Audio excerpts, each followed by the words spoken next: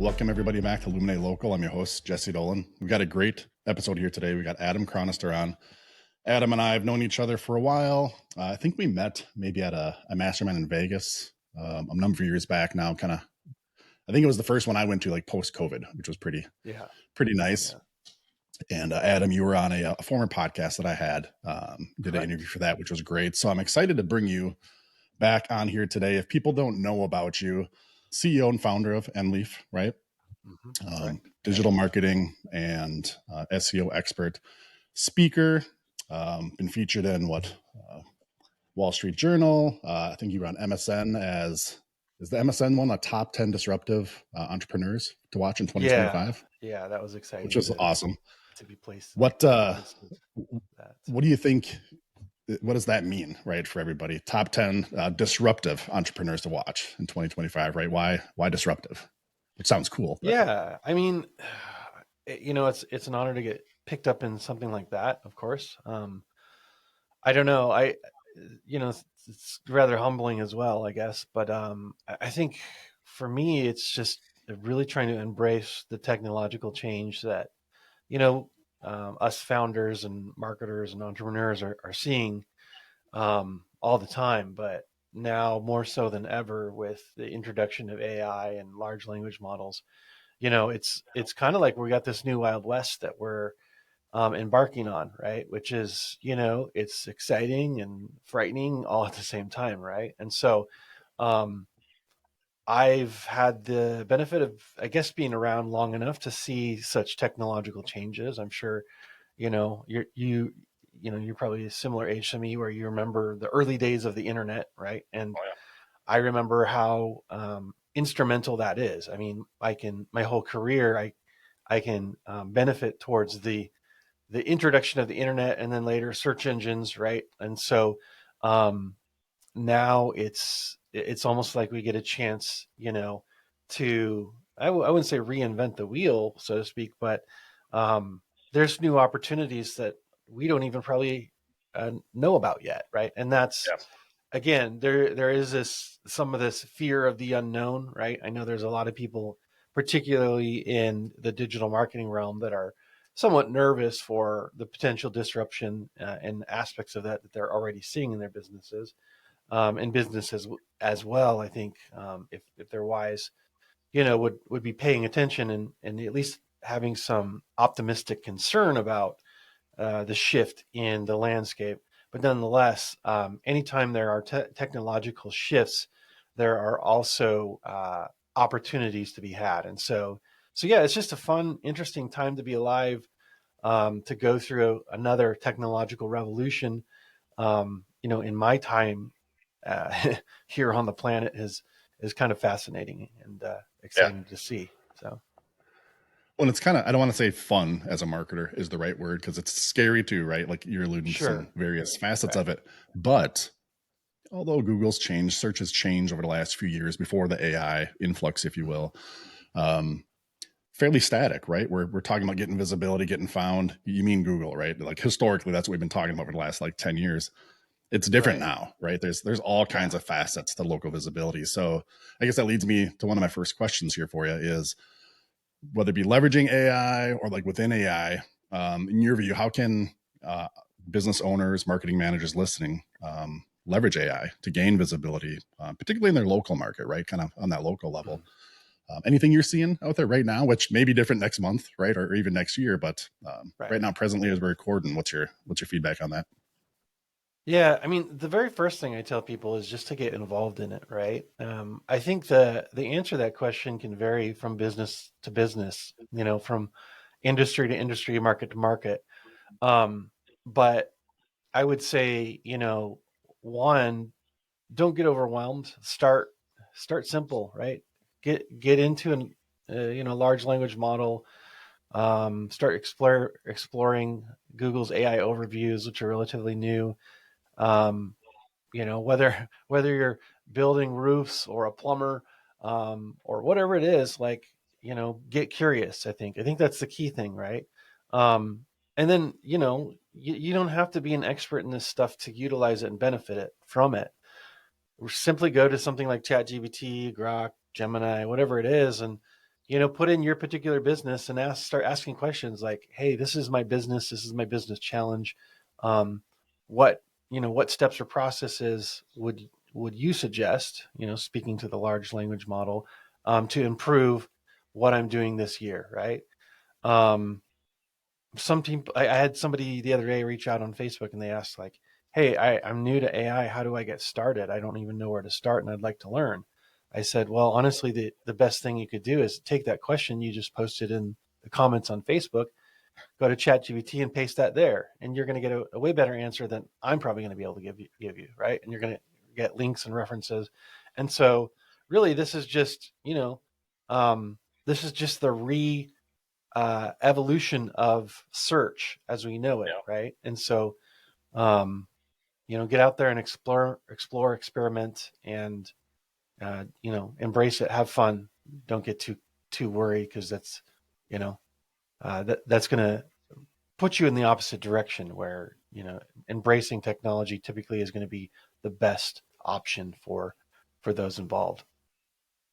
Yeah, not too late, right? Like you didn't miss the boat. You're not going to be overwhelmed if you jump in now. Like you're saying, just experiment.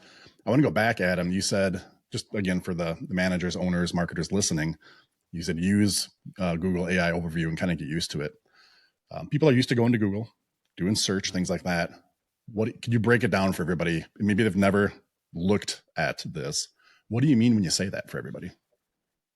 Yeah, I think it's funny because all of us use search engines, right? Probably every day. Um, Business owners, are no exception. And the thing that I find ironic is we don't often stop and think about the results. We do our search for whatever it is we're looking for. We get in, we get out, and we call it a day. But if you're a business owner and you have some need or desire to get visibility in search, which let's be honest, most people do, at least they're going to benefit from that. It behooves you to kind of understand what's going on, right? So I talk to our clients. I tell them like, put yourself in the shoe of a marketer or your competition or whatever it is. Put in some search terms relative to your product or service and look at what the results are, right? And then try that in different verticals. Do it with an incognito window, try it with a different browser, test out the difference between your phone and your desktop, because a lot of people aren't aware that the search results do vary and differ depending on the environments, right? So it's the same thing that I see is not necessarily going to be the same thing you see, but the idea is to get a good sense of what that real estate looks like. I like to look at things like search engines and their results as digital real estate, right? At the end of the day, our goal is to get, our clients the most digital real estate as possible. So that can look like Google search, that can look like Google advertising. It can be like placements and increased visibility in maps, right? At the end of the day, we're trying just to get the most of that digital real estate so that when interested parties are looking for someone's product or service, you're more likely to show up than your competition, right? And that can, of course, expand beyond search, right? There's other realms and verticals, social media marketing, and direct marketing, all of that other stuff. But the idea at the end of the day is to become either the answer or solution to your potential client's problem, and or be front of mind whenever that particular problem or need comes to the mind of your potential consumer, correct? Yeah. I like what you're saying too with the digital real estate. We're finding that I wouldn't say to an exact science here or per client or per entity, but the more you practice that right now, like Chat GPT, for example, right? It's not indexing all your web pages and site, right? It's doing research to give you these answers. And the Right. more real estate you're taking up digitally, right? The more prominent, the more trust you Right. have with them, just like you would us human beings too, right? Correct. If I'm searching for something and I see your brand 3 or 4 times on that page or around search, you have authority. You're sticking out to me. Yeah. Same for getting found right now, at least in some of these chat Exactly. models, because they're doing the same things we would as humans. They're just doing it faster, Mm-hmm. better, or while we, do something else for us. So great nugget for everybody, right? For a tip or trick, if you will. On that, Right. Adam, another question for you is, I guess so. That's kind of my 2 cents on how it works a little bit with AI search. What's your opinion? I know you put out, I think it was like the blog post or maybe a tweet or something I saw of ChatGPT using Bing, right, for Mhm. some of the results and kind Right. of as a bit of a backbone.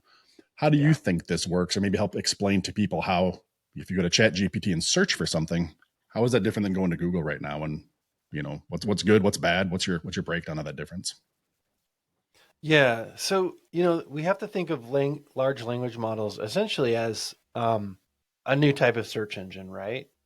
And the job of a large language model is to parse data. This is why you can have, there are systems where you can create your own agents, for instance, where you create and put in front of those agents or behind them your own data sources, right? And so every large language model has its data source. So we talked about Bing and ChatGPT. Of course, they have a partnership. And so a lot of the information and data that shows up, at least that is available on the web and querying the web when it comes to OpenAI and ChatGPT, is coming from Microsoft Bing, right? And so that's one area where it's like us as digital marketers, especially in the SEO realm, I think need to be more cognizant of, Microsoft Bing, where in years past they had such low market share that for many of us it was kind of an afterthought, right? Right. Um, and same thing with Google and their AI overviews. Same idea, different frame or wrapper, right? Um, these large language models, just like search engines, have to understand how to best parse information. Now, the way that they parse information and organize and prioritize, um, what shows up is quite different, right? Large language models, hence the name language, cling a lot more onto semantics and relevance, and they aggregate content as opposed to direct referential, pinpoints like a search engine, right? So that is kind of how the things vary, right? But one of the things that we're starting to really emphasize with our clientele is a continuation of a focus on building a brand and differentiators within businesses, products, and services. Um, and the idea there is, and we've seen this even from search engines like Google, where they've tried to figure out ways to better orient what constitutes an authoritative brand versus what doesn't. Right? There's always this potentiality um, to get spam or less than relevant content in search, and so forever, search engines have been trying to combat that, and a big part of that problem is resolved on how do we identify what constitutes as an established authoritative brand versus what doesn't. I think large language models very much have the capability to do that as well. And then at the end of the day, because we are in this window of disruption, I, in some regard, want to go back to the basics, right? I find myself these days a lot more thinking about the traditional days of marketing. And I'm talking like almost pre TV, where you're like, you have radio and billboards, right? You think about the old classic Coca-Cola ads, or whatever the brand was out there, and so they had to Sure. use like psychology and like traditional marketing to establish brands. And I think we as marketers need to figure out how to go back to some of that basic element without necessarily avoiding the technology, right? Because I think these things are going to start emerging more and more. And LLMs, from my estimation, um, introduce an opportunity to better distinguish authority and brands just because of their ability to aggregate large sets of data from a social media profile to a search query to a website, put these all into a mix, boil them all together, and say, okay, here is the brands or the references that need to show up. Whereas search engines, in some regard, although fairly complex, are arguably less sophisticated than large language models, right? Right on. Um, so yeah, that's kind of where my head has been at as far as a lot of these kind of things, right? Well, always data, right? The data Yeah. points, trust in the data. With regards to AI, what should we all be looking at? Kind of backing up the points you're just making.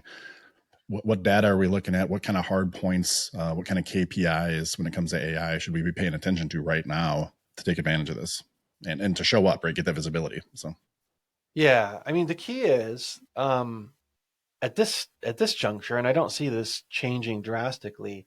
A lot of the same tactics that we leveraged for search engine optimization are also going to be the same tactics that we leverage for large language models. Only I think the priority could start to shift, right? Um, in the realm of search engine optimization, there's a lot of talk about off-page SEO. Usually, this comes in the realm of link building.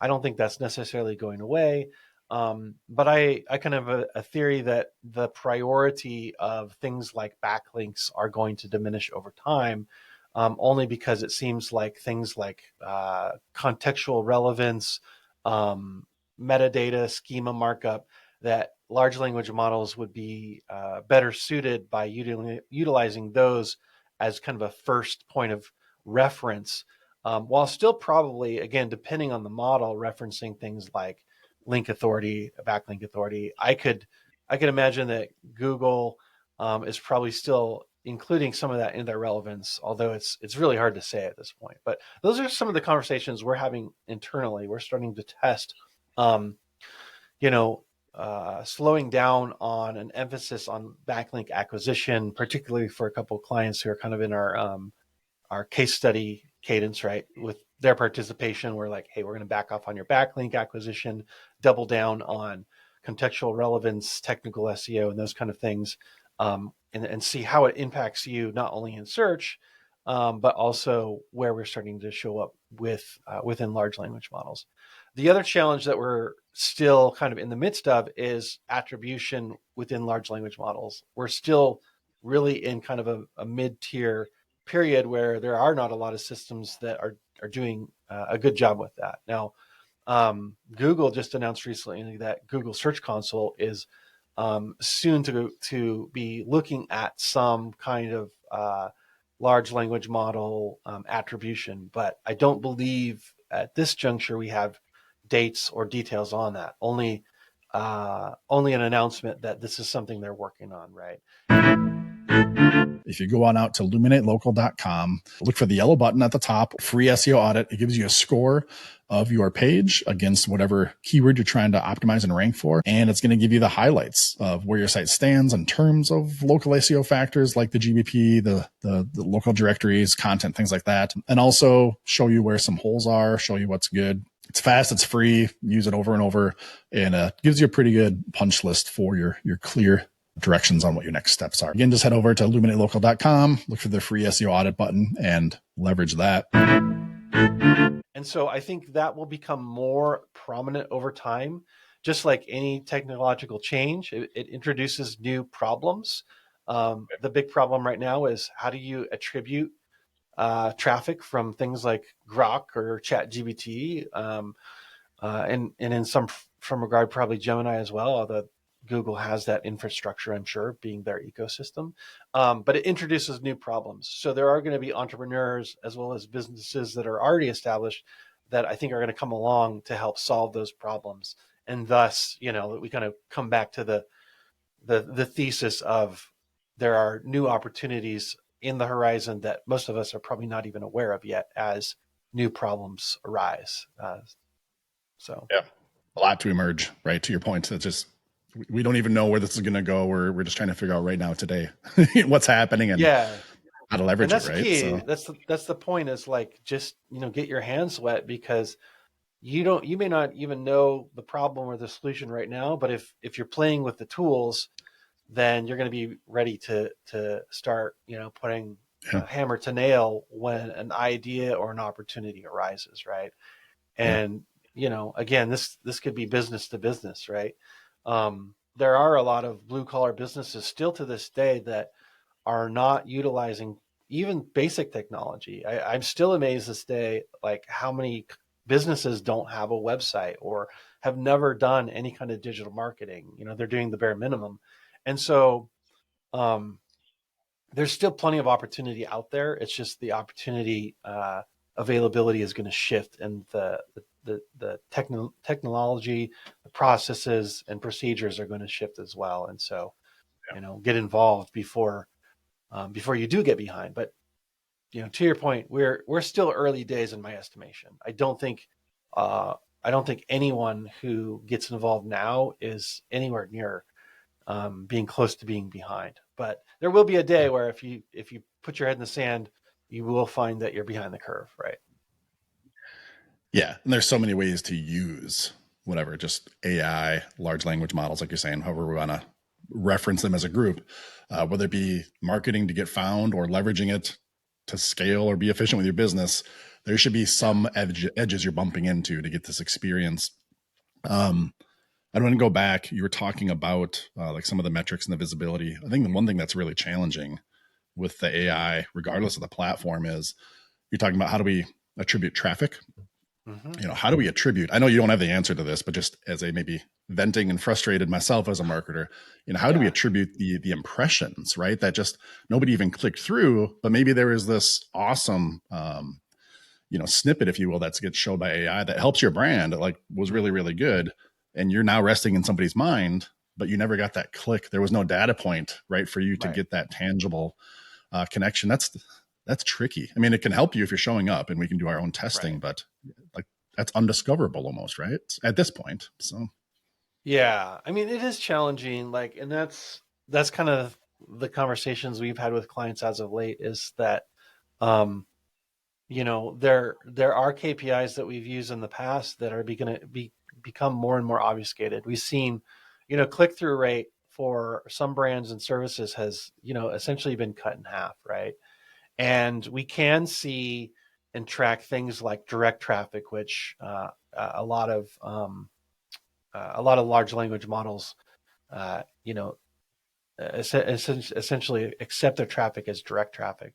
But even then, you can't see where that's coming from necessarily. You just see that metric is on the rise, right? And then we're seeing things like inside of platforms like Shopify, we're starting to see some very basic attribution where we can see traffic coming from things like ChatGPT, but really not given much more information beyond that, right? And so it is challenging, because we tread the path to a particular trajectory with particular KPIs, and now we're having to be more agile and kind of help bridge that gap, right? And so I don't have a perfect answer for that, other than it's like, we have to think more, I think, holistically and broadly about what we're doing. And attribution it's not like it's a new challenge. It's been a challenge for quite some time.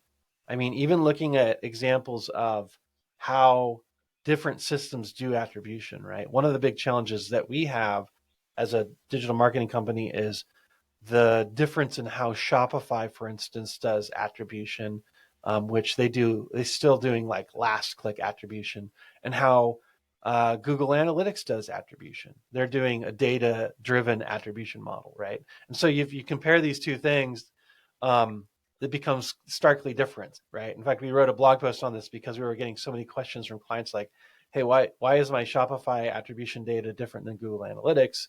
And we have to explain like, well, the way that they do attribution is different, right? And the pros and cons to each, right? And so I don't think attribution is going to become less of a problem. It's going to become more and more of a challenging problem, especially as things get fractured, right? And that's exactly what we're seeing. We're seeing more of a fractionalization. And so as marketers and business owners, I think we're going to have to get more comfortable with the idea of attribution being more and more blurred over time, right?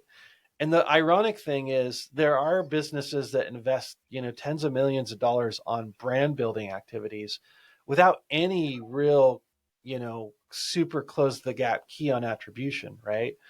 How, for instance, do I measure the value of a brand like Nike or Coke, right? You know what I mean? Like somebody goes and buys some tennis shoes from Foot Locker. There's some, let's say they're Nike. How do I attribute that they actually saw an advertisement over a span of 3 years, and that was the motivator for them to buy, right? Right. Or maybe they saw a social media um, ad, and that was the thing that triggered them to like, oh, I have affinity for that brand. And so yeah, like it's not a perfect answer because we obviously, if we invest money in marketing, we want to be able to attribute that to the dollar and cent. But I think at least in the short term, um, we're going to have to get more comfortable with looking at the large trend. Like, is your bottom line growing? Is your Yeah. generalized traffic across channels, direct referral, organic paid, is it growing? And then figure out where we can attribute things in the minutia, right? So I think that's a good, for me, at least in my mind, a segue. Another topic I wanted to run past you. You were on another podcast. The name is escaping me offhand, but talking about if you want to have this authority, right? Like you're talking like Nike, Coca-Cola, these brands, just ubiquitous to us out there, but they have that authority, and how we can gain as local marketers, starting in your own backyard first, right? If you're right. some up in the Minnesota area, if I want to be ranking or get visibility, if you will, in Minneapolis, but if I'm 30 miles outside of Minneapolis, now if I'm not ranking, or I think as you put it, like the rock star in my own hometown, Hmm. good luck, Yeah. going to the major metropolitan area. And so same kind of thing here. Maybe you can't attribute in your hometown why somebody clicked or why somebody, leverage your call to action. But if Uh-huh. you're a rock star, it kind of doesn't matter, right? You just know you're out there. Sure. Can you share some insights on why you believe that, which I 100% agree with? And maybe Uh-huh. what does that mean, again, to these local businesses listening or watching here? How do they take action to be that rock Yeah. star? I mean, there's a lot of ways. Like I think you have to get involved in your community, right? However that looks. There's different ways from, various business and chamber groups. Get involved in social media marketing as best as you can, right? I think that's an opportunity.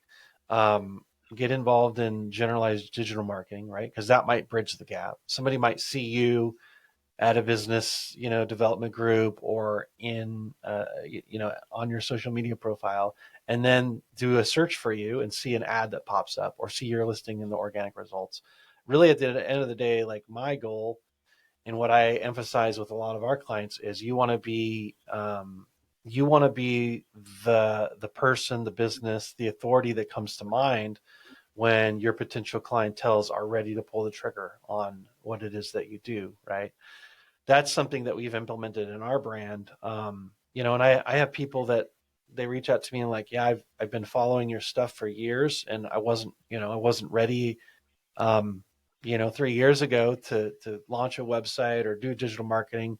Um, Nonetheless, I've kept an eye on what you're doing, and now I'm ready, and you're the person I want to work with, right? That happens to me all the time, but it doesn't happen overnight, right? You do have to establish yourself. I think part of that too gets into the realm of working on the business and not in the business. Like I think we've all heard this. Sometimes I roll my eyes when I hear that, but it's true, right? And that doesn't always mean that you as the business owner, operator, CEO, or founder have to do everything. In fact, you should be leveraging other people, their skills and their capabilities to help you with these other verticals. Be it hiring a marketing company to build your brand or to help you with, dominance in search, to build a paid advertising strategy, right?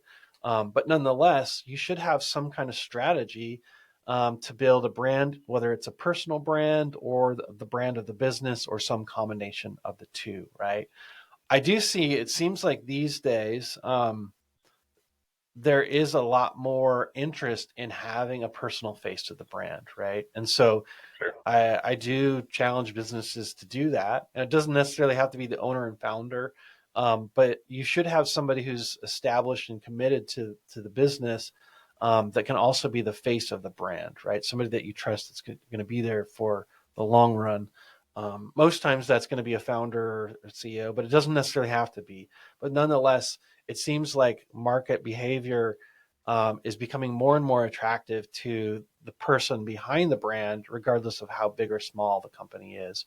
But even outside of that, you know, really focusing on that brand and then leveraging all the different channels that can build upon that, from search to social to, good old, PR and branding, right?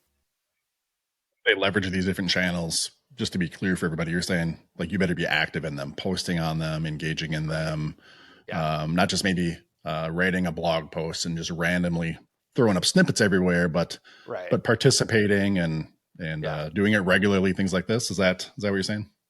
Yeah. I mean, we don't have the luxury anymore of just having a single channel marketing approach, right? It used to be a very common where businesses could survive and thrive off of one marketing channel, right? Maybe they got really good at SEO, right, and that worked really well. Maybe they got really good at running ads in search, or really good at Facebook advertising or Facebook marketing. Um, I think the days of having a single channel marketing approach and having it be extremely successful are far and few between, right? Now, the beauty of having and testing multiple channels is, often you'll find ones that outperform others, but nonetheless, like as business owners, we now have to be thinking multi-channel approach, right? And let's be honest, if you're a small business owner, that's challenging, if not almost impossible to do on your own, Yeah. right? And so that's where you need partners. You need to bring in outside support, or even potentially hire someone in house. But some of the advantages you're going to get with an agency is typically you're going to get access to a multifaceted team of experts in different disciplines, right? Yeah. Always tell people, just like you as a business and a business owner are an expert in what you're selling. And if somebody was to come to you and say, well, I should just do that myself versus patronizing you, Right. you'd have all the reasons in the world on why. No, that, like, trust me, we got your back Right. on this. Yeah. But those same business owners often feel like they can just be Superman or Superwoman in a marketing Yeah. side of things, just do it all themselves because that's part of the sales and marketing of their business, not looking at it as, Right. this silo of talent, right? Or things to do that maybe somebody else could be as effective, if not more, and then free you up to be your Yeah. I rock mean, star, right? there's a reason I don't change my own oil. Now, could I? Yeah, I've done it before. I mean, I could go on YouTube and watch some videos, but one, I don't have the skills and training, to not maybe make a mistake. Two, like, my time is better served doing what I do best, right? Right. And there's probably a handful of other reasons why it doesn't make sense for me to, you know, fix my own engine or change my own oil. Like, I would Right. much rather take my car to a mechanic who that is their livelihood. That's what they do. They're going to do it, right the first time. So I'm saving time and money, at the end of the day, right? It's Yeah. it's the same with anything, especially marketing. Yep. Yeah. Just play to your strengths, right? And if you're trying to grow your business, especially, you know, have some professional support, Yeah. right? Whether they completely do it for you or pull up next to you at least. Um, trust that. Right. Want to expand also, or see if you agree with me, maybe is a better way to put it. You talk about being involved in all these channels, right? And I Right. think that's good advice for everybody, kind of twofold. One is you can be found in these channels. Just take like Facebook, or Mhm. Facebook's probably a good example.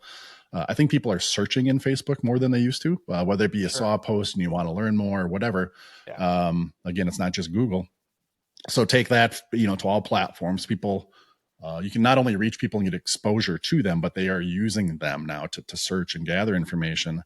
And Sure. secondly, so you can reach people through these different platforms now, but then also if you're engaged in all these platforms, again, back to something like a chat GPT, if it's Uh-huh. doing a search, it'll see you in all these platforms, and that's, you get that Exactly. authority and kind of that dominance as well. Yep. You agree, or do you have anything else to shed on that? No, I think you nailed it on the head. Like, that's part of the point, is like, and search engines are really no different. The modern search engines are aggregating data from Facebook and Twitter and all these other profiles, platforms, Right. right? And so search isn't just like text-based blue links anymore, right? And that, again, that's why I encourage people, like, search your name, search your business, see what comes up. Like, do you see a lot of YouTubes in the search results, right? But maybe you've never done a YouTube video. Well, you should be doing that. You should be thinking that as your, SEO strategy, so to speak, right? Same with maps. If you're not in maps and you see that, others in your market are, like, there's some work to be done there. And so the same things generally hold to be true with search engines as they do with large language models. The more pervasive you can be in these platforms, the more likely you're going to show up when these systems aggregate results based on these platforms, right? And Yeah. so, the modern day of SEO, quite honestly, involves social media marketing and PR and, general website, presence. Like, all of these things kind of now have to be factored into what we used to call, search engine optimization. Right. Used to. That's kind of scary when you say it like that. Yeah. So going down the rabbit hole for everybody here, I didn't read your blog post on this yet because I Okay. wanted to kind of learn it from you here on the fly. Email Uh-huh. SEO. I kind of read the headline. So not only is all this traditional stuff, but what the heck are we talking about now that our emails actually matter to some degree in search? Yeah. Can you tell us about that?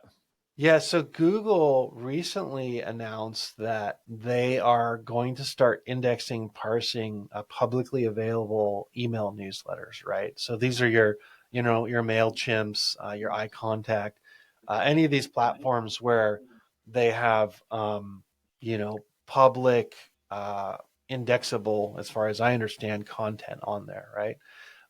And this is positioned primarily to e-commerce platforms, although there's probably ways to utilize this outside of e-commerce, of course. Um, the idea is Google is looking to expand their horizons into the information that they index. So now it's theoretical that you could have an email newsletter that you essentially intended to only go to your mailing list, that unless you particularly or specifically opt out, Google could use that information in their search results, right? And they made an announcement a couple months ago, letting users know that this was happening, right?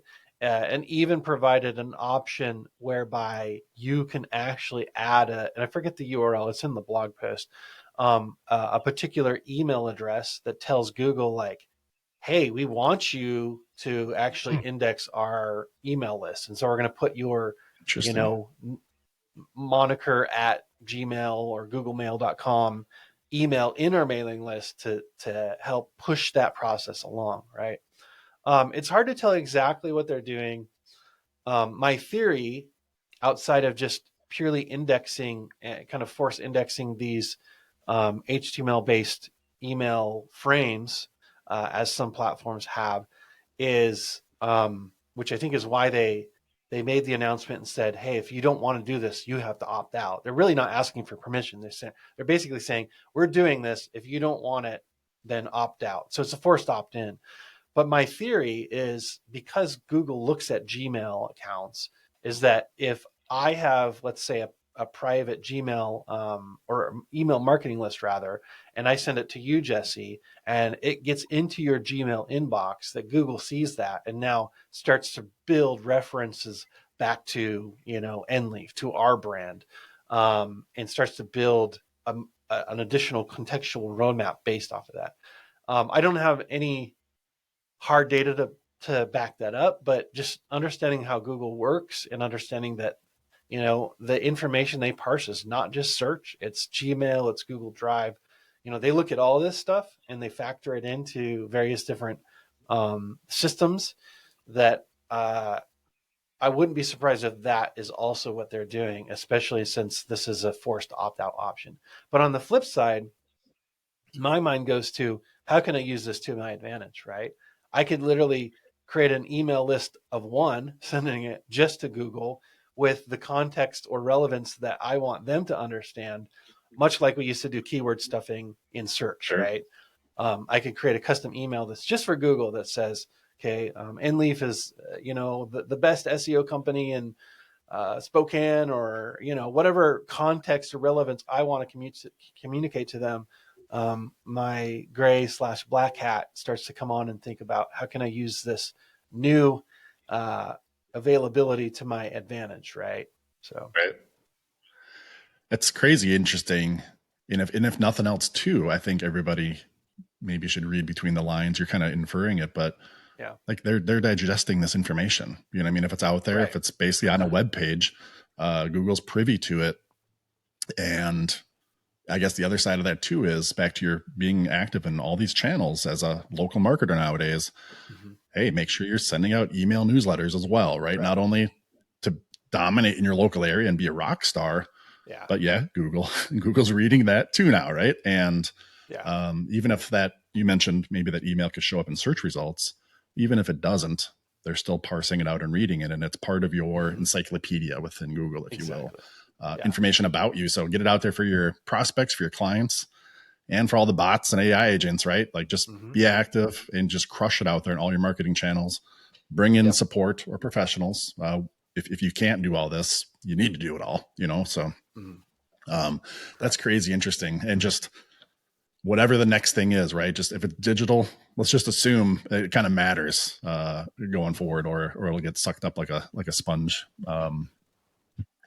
Another thing I wanted to ask you about for everybody listening, I meant to ask this earlier when we were talking a little bit more on the AI side, Adam, is you mentioned a tool. I haven't personally used this yet, but I picked this up on a different show or something I heard you on, make.com, sure, for bringing in different AI tools, right? yeah, You stuck out to me. Yeah, I must have been listening to it because you mentioned like Zapier, which is a tool I yeah, think a lot of people use. I use it all the time. mhm, Great for connecting different things together yeah. easily. um, is that what this is within regards to AI? And do you have any kind of working example maybe for, again, the local business owners, marketing managers listening on Mhm. how can they leverage this? Not so much to get found, but Sure. just to do things within their business. Sounds pretty interesting to me. Yeah, there's a lot of different systems now. There's a make.com. Of course, Zapier has been around for a while and they're doing a lot of good stuff integrating AI. NAN is another tool, much like in the realm of Make. And then even some other systems like we have some systems that integrate, various LLMs into Google Sheets using Google Apps Script, although there are third-party plugins um, that also do this process with no code, right? And so all of these systems can and should be used for automating and systemizing processes, right? Um, and really honestly, like with these, you're kind of limited, one, to your imagination, and then two, to your familiarity with the tools. However, most of the tools at this point are WYSIWYG based editor tools, with general like drag and drop flow logic where you log into your various platforms. Take one example.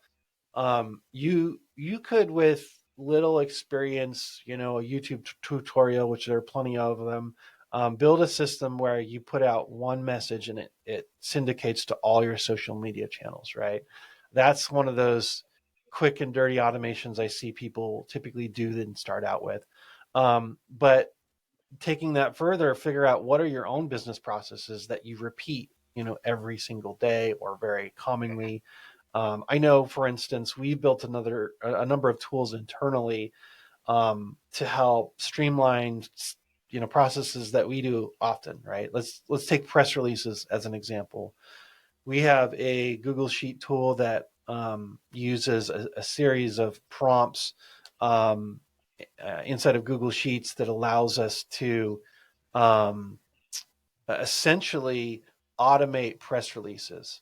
So what we are able to do is basically take answers, we have a series of set questions that we ask for every press release, and then we have the answers that are provided often from the client, and then it will auto generate a press release in an AP style format. And then we just do a simple editing process just to make sure it looks all kosher. Um, but then we now no longer have to do the heavy lifting of having a writer create that press release piece, right?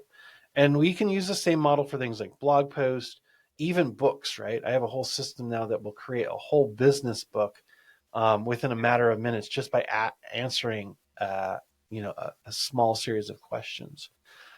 However, like inside your own business, there's probably, plenty of things specific to you that you can start automating and systemizing. And I think that's part of the key with a lot of this is um, we're going to have to become more lean and efficient as businesses just because these tools allow a lot more of a technological um, like leveling effect, right?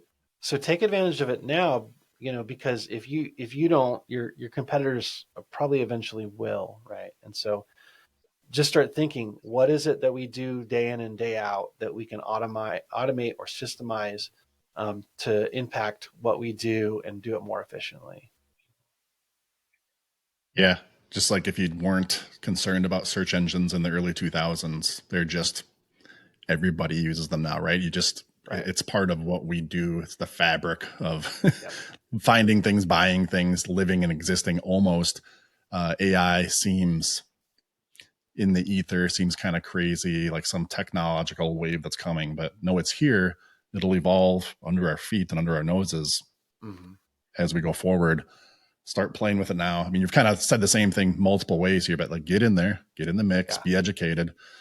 If there is a big shift that happens on any given date or time coming forward, now you'll at least be educated preliminarily on what you're Mm-hmm. dealing with, what you're seeing, and able to take advantage instead of saying, okay, now I need to pay attention.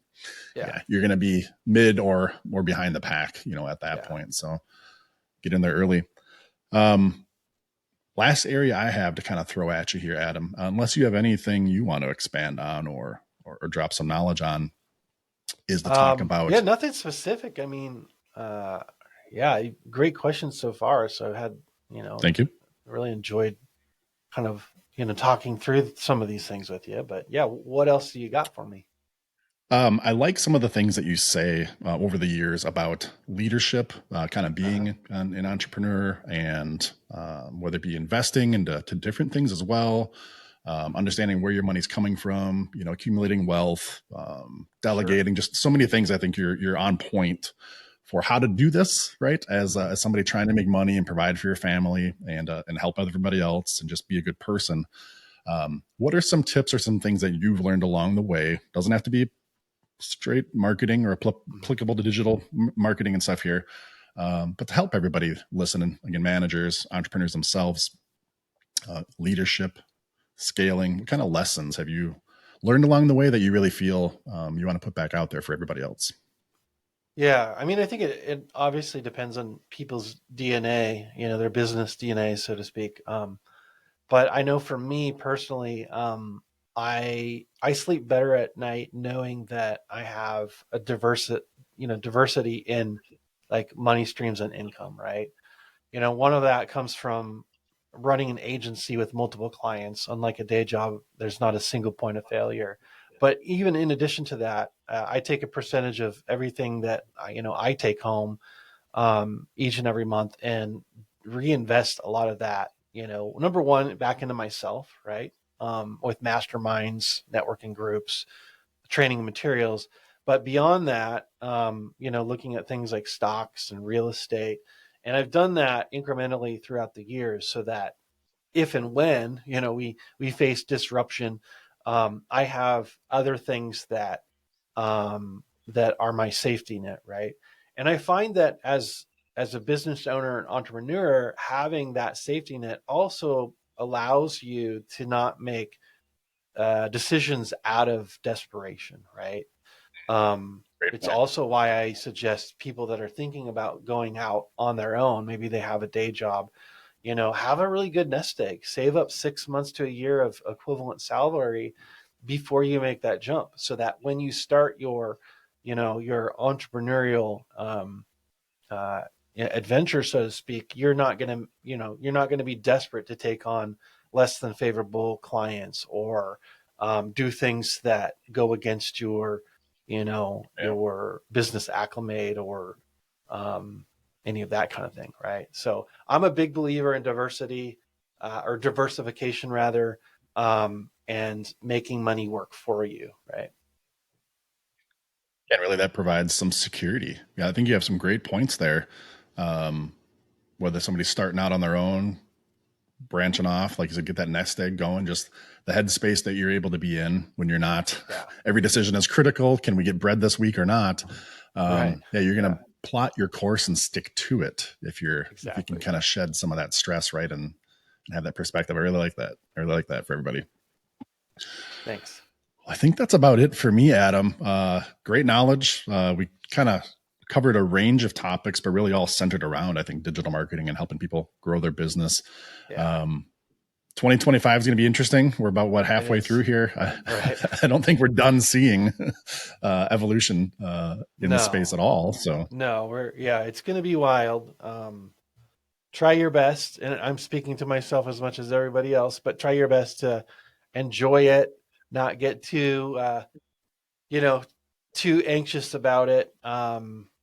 And just enjoy the ride. I think that's all you can do when there is unknowns, right? There's this big fear of unknown, but also understand that, with new challenges and problems, there are also new opportunities. And that's, I think, the thing that keeps me going, when things get tough or when it gets a little bit, rocky as far as, well, what does this look like, right? Just know that there will be other opportunities out there. And if you're open to it, you'll be there to embrace it.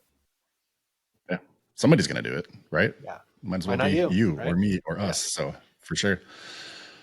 All right. Thanks, Adam. Hope to have you on again in a future show here. Talk more about this as things will change. But in the meantime, appreciate it.